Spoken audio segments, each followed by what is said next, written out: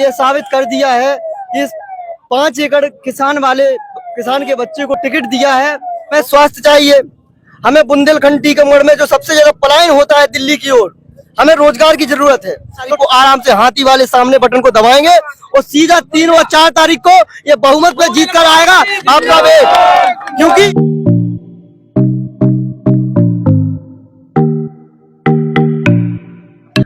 सीताराम लोधी है। इस बार बहन जी ने टीकमगढ़ विधानसभा से प्रत्याशी बनाया है, क्योंकि बहुजन समाज पार्टी के शीर्ष नेतृत्व को सुश्री कुमारी बहन मायावती जी को मैं चरण स्पर्श करके उनका धन्यवाद करता हूं कि वास्तव में जैसा कि दलित पिछड़ों और किसान मजदूरों की जो आवाज कही जाने वाली पार्टी थी, आज उसने ये साबित कर दिया है कि 5 एकड़ किसान के बच्चे को टिकट दिया है और पूरी ईमानदारी के साथ टिकट दिया है।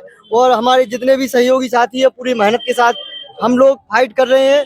हमारे साथ जो प्रतिद्वंदी प्रत्याशी है वो 3 विधायक और मंत्री के साथ हम चुनाव लड़ रहे हैं, और ये चुनाव लड़ रहे हैं टीकमगढ़ विधानसभा से। इस बार दलित आदिवासी पिछड़े, इस बार जो लोधी समाज वहाँ पर SC ST माइनॉरिटी समाज है, टीकमगढ़ विधानसभा निकाल कर देगा। आप इस बाइट को निकाल करके रख लेना, क्योंकि वहां पर ये जो गठजोड़ है अभी आज की तारीख के बाद में सारे आंकड़े सभी के फेल होने वाले हैं, क्योंकि लोधी वोटर की संख्या वहां पे बताएं तो 32,000 है, वहीं अहरवार समाज की वोटर संख्या 40,000 है, तो इतने में ही खेल होने वाला है। लेकिन इसके बाद में अन्य पिछड़ा वर्ग, अन्य SC, मुस्लिम माइनॉरिटी समाज जो है, सभी वर्गों के लोग हमारे इस किसान बालक के साथ में खड़े हैं। और वास्तव में आज बहुजन समाज पार्टी सुश्री बहन मायावती जी ने साबित कर दिया है कि हम गरीबों के साथ हैं, क्योंकि मैं गरीब किसान का बेटा हूँ, प्रत्याशी बना हूँ, और बिल्कुल सशक्त हमारे युवा साथी जो है, इस प्रकार से हम लड़ेंगे और जीतेंगे।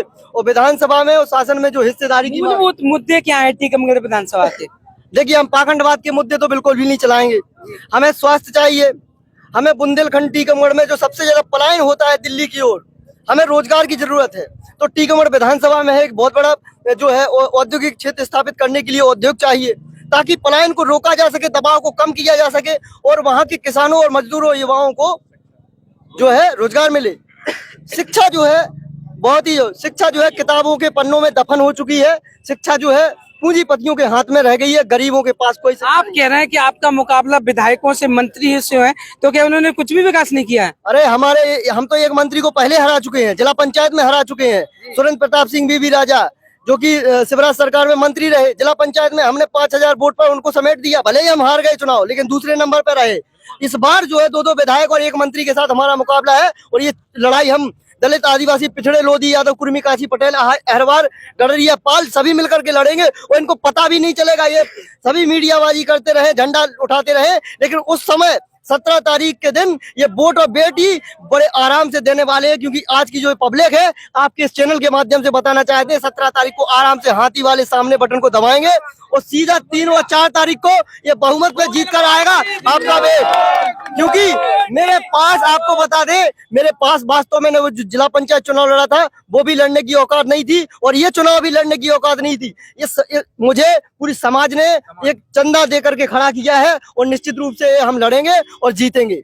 बीजेपी कांग्रेस के पास जब कोई मुद्दे नहीं होते हैं तो वो लगातार ये कहते हैं बसपा जो टिकट बेचने का काम करती है। आपने कितने करोड़ में टिकट लिया है? मैं अपनी माँ की कसम खा के कहता हूँ, मैंने 1 रुपए का टिकट नहीं दिया। जो है मुझे मायावती जी ने, उनके शीर्ष नेतृत्व ने बहुजन समाज पार्टी में फ्री में टिकट दिया है। हम पूरी ताकत के साथ काम कर रहे हैं।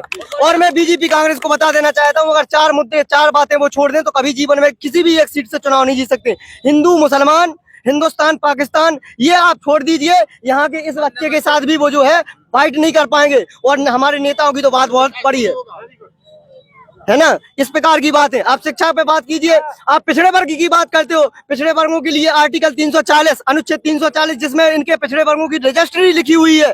आज क्यों डरते हैं बीजेपी और कांग्रेस के लोग? इस देश के अंदर गिनती क्यों नहीं करा सकते? मध्य प्रदेश में 54-55% जो OBC वर्ग है, आज उसको विधानसभा में टिकटें नहीं दी। हम टीकमगढ़ और निवाड़ी की बात कर रहे हैं। टीकमगढ़ में लोधी समाज से प्रत्याशी है, बड़ा मलारा में यादव समाज से प्रत्याशी है, वही खरगापुर में कुशवाहा समाज से प्रत्याशी है, पृथ्वीपुर में रेखवार समाज से प्रत्याशी है, और यहाँ से जो है हमारे ठाकुर समाज से प्रत्याशी है। तो बहुजन समाज पार्टी जो है सर्वजन हिताय और सर्वजन सुखाय की जो नारा है, बिल्कुल सैद्धांतिक रूप से, प्रैक्टिकल रूप से सिद्ध हुआ है। और बहन जी के आशीर्वाद से आज जो मुझे आशीर्वाद मिला है, निश्चित रूप से हम लड़ेंगे और जीतेंगे, और इस बार कुछ नया इतिहास लिखा जाएगा, और बिल्कुल जरूर लिखा जाएगा। इस चैनल के माध्यम से मैं चाहता हूं कि मेरे प्रिय दर्शकों, इस गरीब किसान के बेटे की आवाज जितनी हो सके बुलंद करना, कि दांव पर सब कुछ लगा मगर हम रुक नहीं सकते, और टूट सकते हैं मगर हम झुक नहीं सकते। अपने लोगों को एक नारा और देना चाहता हूं, अपने लोगों को कि एक नारा और देना चाहेंगे कि अपमान सह रहा है, अपमान सह रहा है मगर बोलता नहीं, कैसा लहू है दोस्तों कभी खोलता नहीं। सोई तुम थे गुलाम पहले, अब भी गुलाम हो, क्यों भाग्य का भय तुम्हें छोड़ता नहीं।